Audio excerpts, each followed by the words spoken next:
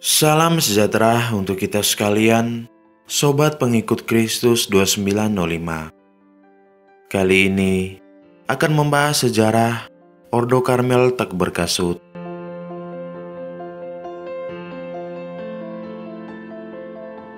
Sejarah dari Gunung Karmel. Karmelit lahir menjelang akhir abad ke-12 oleh kelompok dari berbagai latar belakang yang tidak diketahui dengan pasti apakah kelompok awam, peziarah, dan tentara salib yang telah lelah perang dan ingin menantikan kedatangan Tuhan. Mereka berdiam di Yerusalem dan di kota-kota atau tempat-tempat suci di Palestina. Mereka kemudian mengundurkan diri ke Gunung Karmel dan mengambil gaya hidup eremit cenobit yang tak lazim pada waktu itu, yakni sebagai oposisi dan reformasi dari gerakan monastik. Para Karmelit mendedikasikan diri mereka sepenuhnya untuk doa dan merenungkan sabda Tuhan siang dan malam. Sebelum memiliki pola hidup bersama yang kemudian diatur dalam regula Karmel, para pertapa hidup secara mandiri sebagai eremit yang mencari kesempurnaan hidup lewat keheningan yang merupakan padang gurun rohani, di mana mereka melawan godaan iblis dan melawan musuh orang Kristen sesungguhnya, yakni kehendak yang tak teratur dalam diri sendiri.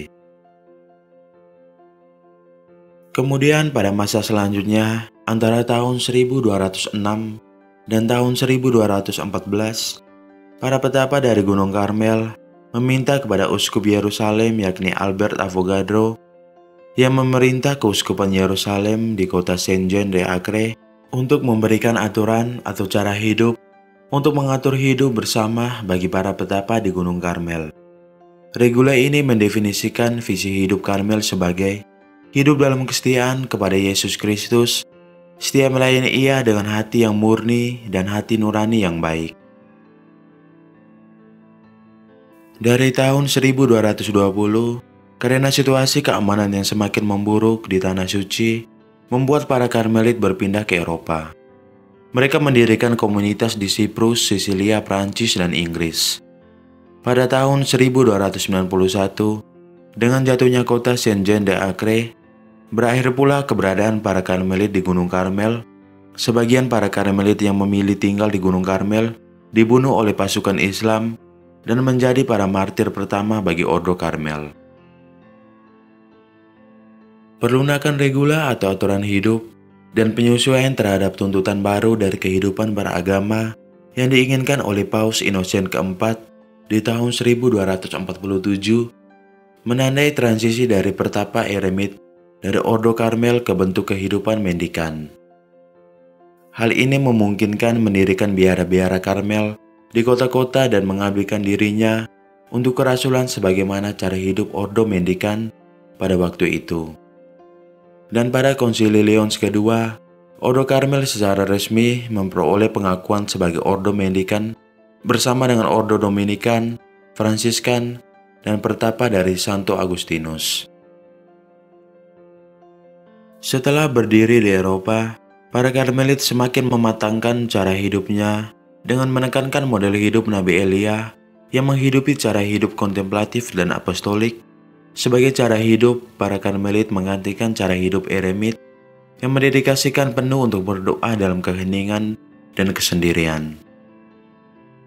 Selain itu, para Karmelit juga menyebarluaskan devosi kepada Bunda Maria dan skapulir Karmel yang merupakan identitas mereka sebagai ordo para saudara Santa Peran Maria dari Gunung Karmel. Sebagai ordo yang lahir di abad pertengahan, para Karmelit selalu menghayati hidup dengan kesetiaan kepada Yesus Kristus yang diwujudkan lewat kontemplasi sebagai dasar dari kehidupan dan kerasulan. Doa dan meditasi merenungkan sabda Tuhan dalam keheningan dan penyangkalan diri yang menyeratkan kesederhanaan dan kemiskinan hidup dalam kerendahan hati dan tidak memiliki penghasilan tetap untuk menjamin hidup sehari-hari. Kerasulan dilaksanakan dalam gereja-gereja, biara, dan bentuk pelayanan lain yang dibutuhkan oleh gereja lokal.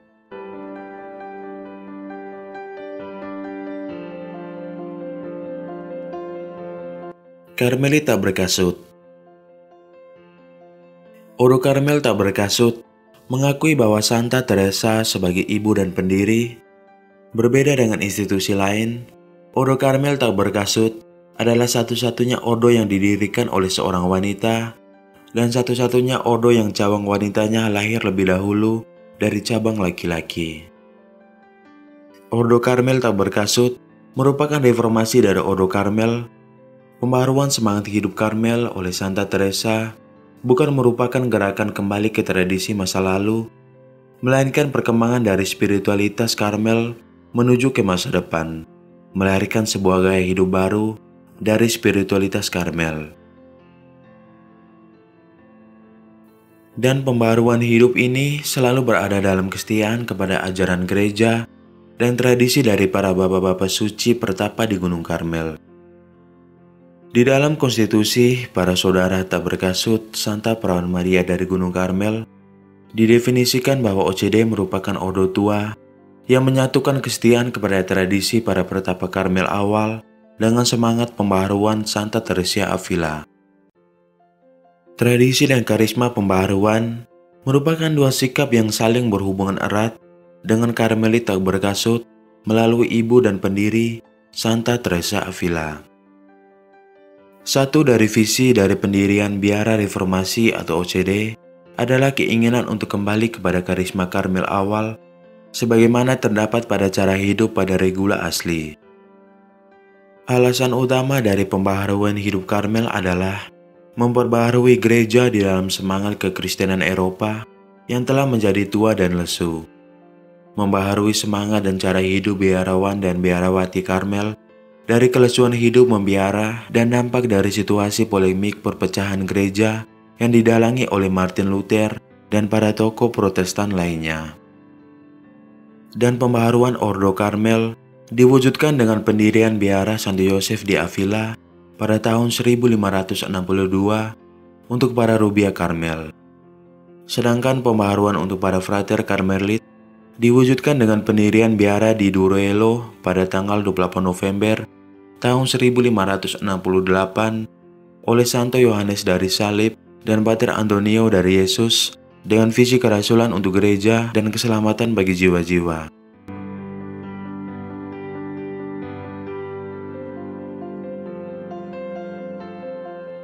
Sejarah awal Ordo Karmel OCD di Indonesia. OCD muncul di Indonesia pada tahun 1638 di Tanah Rencong, Serambi Mekah, Aceh Darussalam. Dua orang misionaris OCD diutus tahun itu dari provinsi Navarra Spanyol menuju ke Goa, India dan Aceh. Mereka adalah Pater Dionysius OCD dan Bruder Redemptus OCD.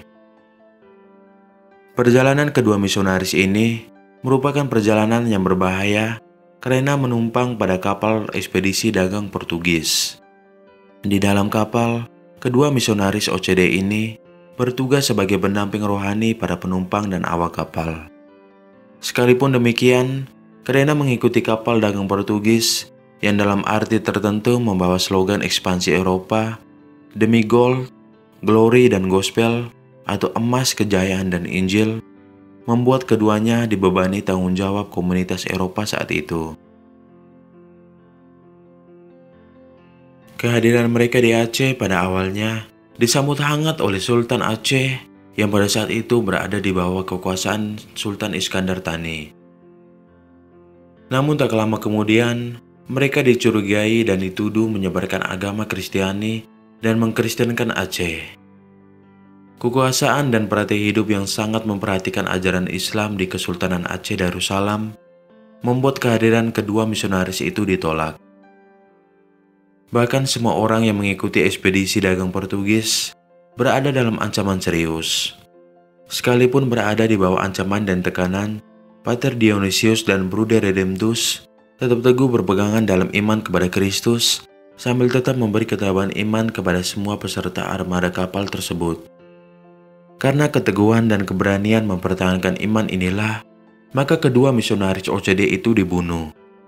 Kemudian, Paus Yohanes Paulus II pada tahun 1993 menganonisasi kedua martir ini menjadi beato.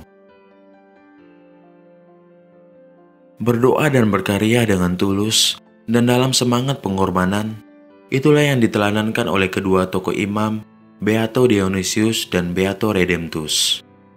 Keduanya berasal dari dinas militer Portugis sebelum mereka memutuskan untuk menjadi pelayan Tuhan. Pilihan untuk menjadi imam dan menjadi bruder merupakan jawaban mereka atas suara Tuhan yang mengundang mereka untuk melaksanakan kehendaknya. Benih yang jatuh di tanah rencong itu tidak mati dan melenyap dengan lenyapnya jasad kedua martir Indonesia itu. Bahkan tunas iman kemartiran kedua saudara Ocide itu membekas lama di tanah Aceh, menunggu waktu untuk bertumbuh dan berkembang. Sekali pohon iman itu bertumbuh, ia akan terus berkembang dan bercabang sampai menghasilkan buah yang melimpah. Sesungguhnya, jikalau biji gandum tidak jatuh ke tanah dan mati, ia tetap satu biji saja. Tetapi kalau ia mati, ia akan menghasilkan banyak buah. Barang siapa mencintai nyawanya, ia akan kehilangan nyawanya. Tetapi barang siapa tidak mencintai nyawanya di dunia ini, ia akan memeliharanya untuk kehidupan kekal. Jarak antara tahun 1638 dan tahun 1982 bukanlah masalah bagi Tuhan. Bagi Tuhan, satu hari sama dengan 1000 tahun.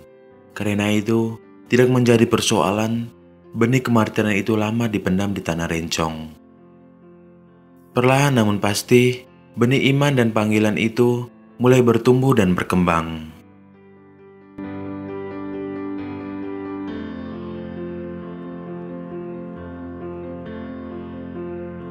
Demikian sekilas sejarah tentang Odo Karmel tak berkasut. Semoga dapat bermanfaat untuk kita sekalian. Terima kasih.